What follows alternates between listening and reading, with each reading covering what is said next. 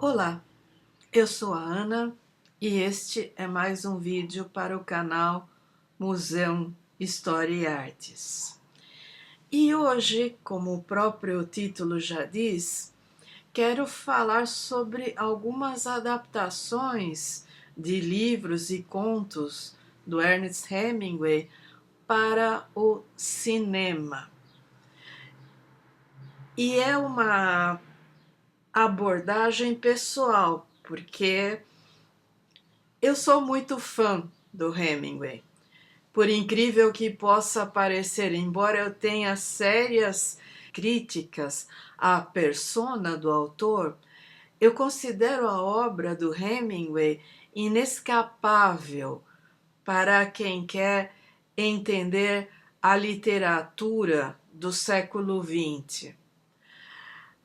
Existe nesse autor toda uma gama de paixões que remetem tanto ao mundo do ideal quanto ao mais terrenamente físico possível.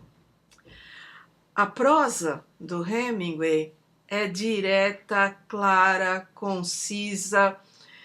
Ele era jornalista também, correspondente de guerra, mas principalmente ele tinha essa paixão de querer retratar a realidade da maneira mais direta possível, e, se possível, crua, inclusive. E quando o Hemingway pegava esse tipo de mote, ele ia desde o ideal de quem estava lutando por uma causa até a sensação do vinho gelado numa cachoeira. Quer dizer, ele queria dar concretude a toda e cada uma reação e aspiração do ser humano. E eu passei a minha adolescência lendo Hemingway e continuo gostando. Talvez hoje já não tenha tanta paciência com aquele lado dele que é extrema, é uma hipermasculinidade, que é uma coisa que, sei lá, há 20 anos atrás eu considerava datada. Hoje voltou avassaladoramente. Parece que um dos componentes do novo fascismo é essa hipermasculinidade. Mas o que eu chamo de hipermasculinidade no Hemingway? É toda aquela coisa de gostar de touradas, de pescaria em alto mar, e não pesca de rede, mas vara, caçadas, safaris, o gosto excessivo pela bebida, pela comida, pelas mulheres.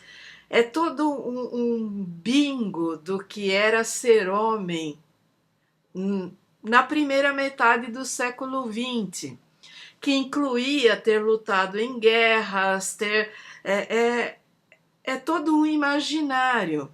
Inclusive, a Gertrude Stein, que foi mecenas, patrocinadora e crítica de toda essa geração perdida na Paris dos anos 20, ela costumava dizer que se ao invés do Hemingway fantasiar em cima da sua vida para os livros, ele realmente contasse a própria vida, que provavelmente os livros fariam muito mais sucesso. E é porque a vida dele foi extremamente aventurosa e cada etapa dessa vida dá lugar a um romance em que ele não apenas conta coisas que aconteceram com ele, mas que ele idealiza outros comportamentos, finais alternativos, e vai retratando aquele mundo em ebulição. por conta da maneira como ele escreve, vários de seus livros foram adaptados para o cinema. Eu não vou falar de todos, porque há alguns que eu não li, há outros que eu não tive acesso aos filmes, mas eu escolhi 4 títulos que deram lugar a 5 filmes e vou tratar deles na ordem cronológica dos livros, porque me parece mais adequado. O primeiro deles é O Sol Também Se Levanta, que ele foi escrito e lançado em 1926 e que trata da vida do Hemingway na Espanha antes da Guerra Civil, evidentemente.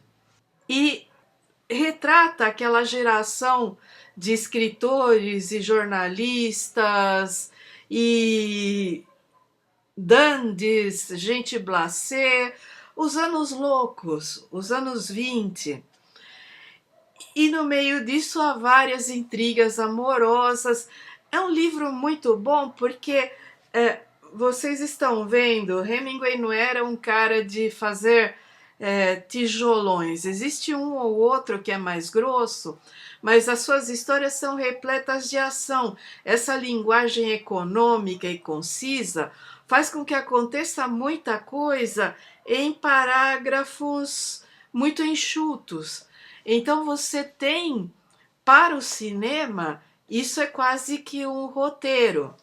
E em 1957, Henry King dirigiu a versão cinematográfica de O Sol Também Se Levanta, com um elenco estelar para a época. Tyrone Power no papel do protagonista, tinha o Mel Ferrer, o Errol Flynn, a Ava Gardner, que era a mulher naquele momento, né? E é um filme muito bem estruturado, muito bem dirigido, nem sempre é fiel ao livro, porque são duas. O cinema sempre acaba criando mais em cima, riscando algumas coisas que talvez não funcionem na tela, mas de todas essas vicissitudes na adaptação, é um filme honesto, é um filme que trabalha com como uma parte dele se passa durante os Sanfermines, né, que são as corridas de touro.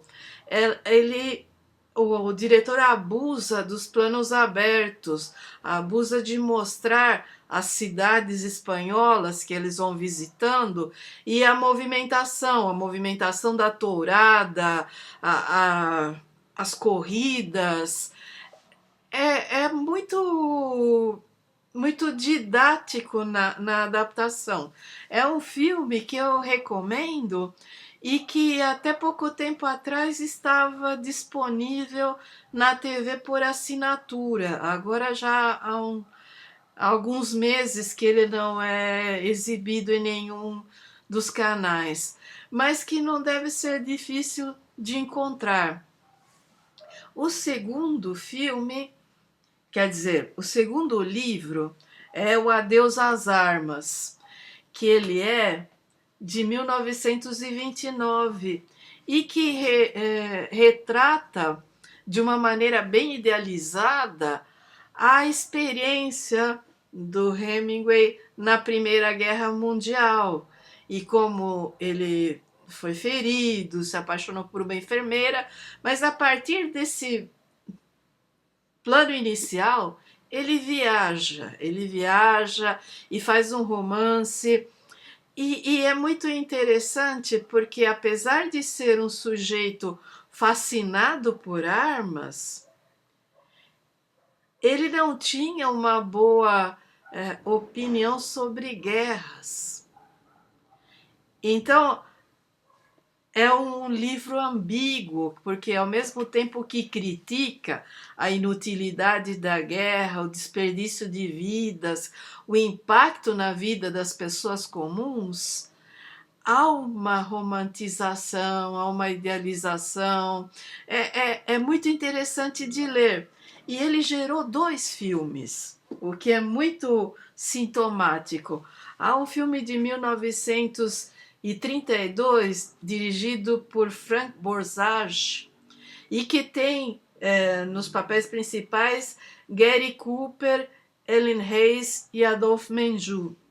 É um filme mais preto e branco, bastante precário nos efeitos especiais, mas de um alto teor dramático.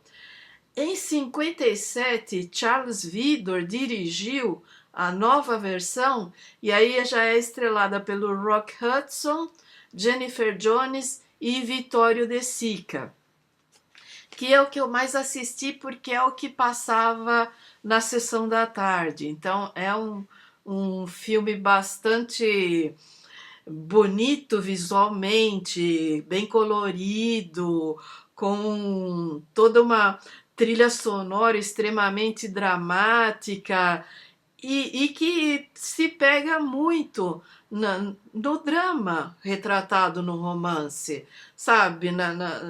Em tudo que implica o ferimento de guerra, aquela sensação de que você pode morrer amanhã, então o amor é uma coisa fulminante, instantânea, e depois de repente você tem as consequências do amor. E isso não é tão fácil de se lidar. Então é um filme que não é todo mundo que vai gostar. O livro é muito bom, como O Sol Também Se Levanta. São livros que eu amei e li e reli entre os 13 e os 20 e poucos anos. Eu li e reli várias e várias vezes. Até porque era o pouco que eu tinha em casa. Mas são livros que prometem muito. E aí depois o cinema meio que trabalha em cima e produz filmes razoáveis, com alguns momentos melhores, mas que o livro sempre é melhor. Mas se você não tiver a fim de ler o livro, a experiência do filme vai te dar uma ideia de como era a dinâmica de criação do Hemingway. Aí você tem, em 1940, o lançamento de Por Quem os Sinos Dobram, que é sobre a Guerra Civil Espanhola. E que é de longe o meu favorito. Embora eu adore O Sol Também Se Levanta, Por Quem os Sinos Dobram sintetiza essa dicotomia entre você morrer por um ideal que você está vendo que é inalcançável, mas que ao mesmo tempo é a única luta que faz sentido, como diria o Eric Hobsbawm, e a carne. Porque quanto mais perto da morte você está, mais ciente você está da sua carne. Ele foi filmado em 1943, dirigido por Sam Wood, e tem novamente o Gary Cooper no papel principal e a Ingrid Bergman como a coprotagonista. É um filme bonito, é um filme que deixa a desejar num quesito que O Sol Também Se Levanta não era tão ruim, que Hemingway sempre retratou os espanhóis de uma maneira muito apaixonada. Ele gostava muito de viver períodos longos na Espanha, gostava da comida, gostava do contato com as pessoas, e ele retratava os espanhóis como orgulhosos, como não havia nada de caricato Pelo contrário, o Hemingway tentava capturar a alma espanhola com muito respeito, porque ele se sentia bem nesses ambientes. E o filme, ele descamba às vezes pela caricatura, por isso não é um filme que eu recomende. Se você tiver que escolher, escolhe o livro, porque eu garanto que é um dos livros mais emocionantes que você vai ler na sua vida. E finalmente a gente tem o livro que deu ao Hemingway o seu prêmio Nobel, apesar dos pesares, né? Em 1952 ele lança O Velho e o Mar, que não é um romance, um conto um pouco mais longo, é alguma coisa entre o conto e a novela. E que conta a história, né, de um pescador pobre que está no limite e que vai para o mar numa questão de vida ou morte e consegue capturar um peixe gigantesco, mas ele fica à deriva há tanto tempo que isso vai gerar consequências desastrosas.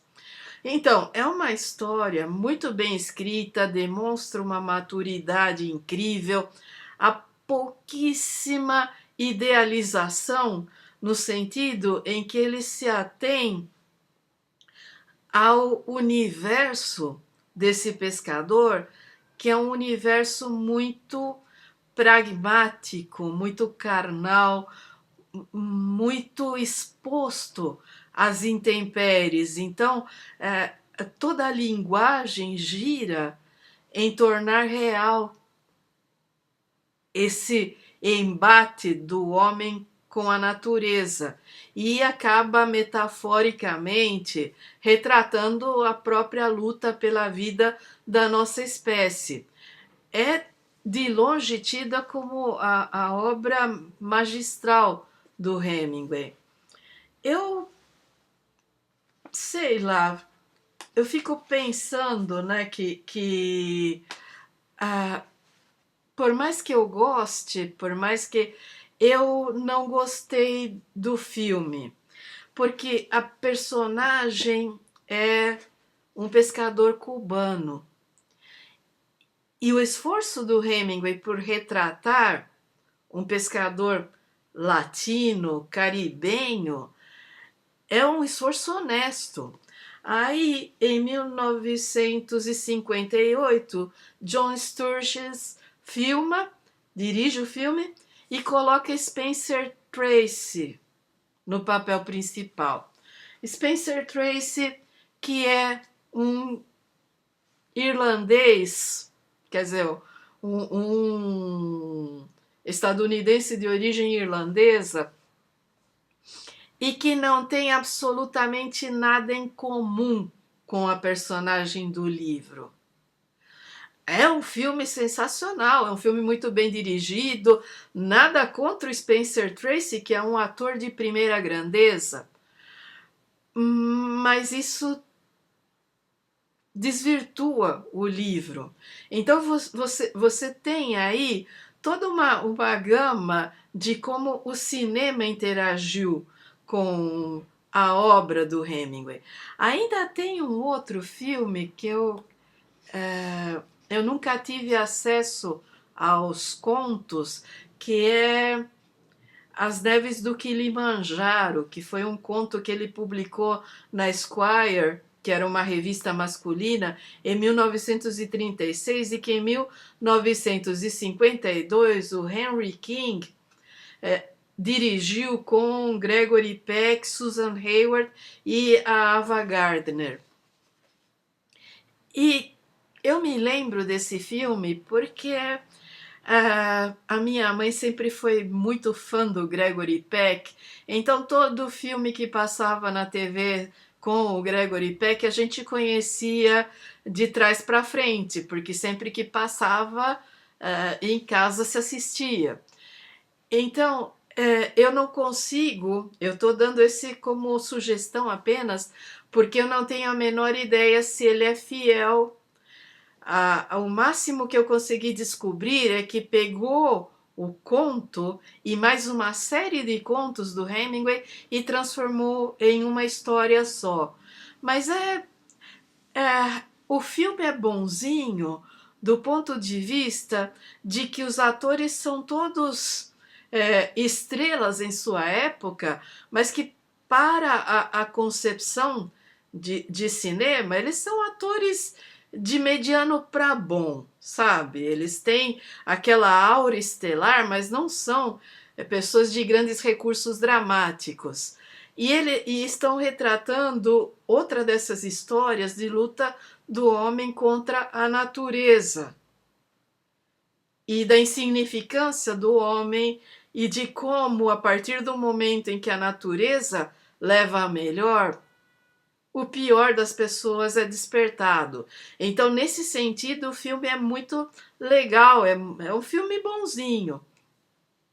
Mas eu não sei como são os contos e até gostaria de saber. Em resumo, você tem um escritor que é muito consistente em sua obra, que ele vai retratando a vida com o correr do século, que ele vai misturando a vida real com a fantasia, a história contemporânea, os cenários, e ao mesmo tempo está sempre fazendo essa reflexão de como que homens insignificantes são testados o tempo todo por circunstâncias absolutas e por uma natureza gigantesca, e como às vezes eles passam nesse teste, mas muitas vezes não. E é uma obra que hoje em dia, não, por causa da persona do Hemingway e todas aquelas fotos dele depois de matar a grande fauna nos safaris, ou dele aplaudindo toureiros retalhando touros na arena, que as pessoas foram se afastando. Mas que essa discussão sobre o autor e a obra é tão complexa, e há obras que transcendem os autores. E eu creio que, se vocês estiverem afim, o Hemingway é uma sugestão que eu faço de todo o coração. Recomendo os filmes, alguns mais do que outros, mas os livros eu recomendo todos. E esse foi mais um vídeo para o canal Museu História e Artes. Nas próximas semanas, lá no canal original, que leva meu nome por extenso, e depois novamente aqui. Cuidem-se muito, um enorme abraço e até a próxima.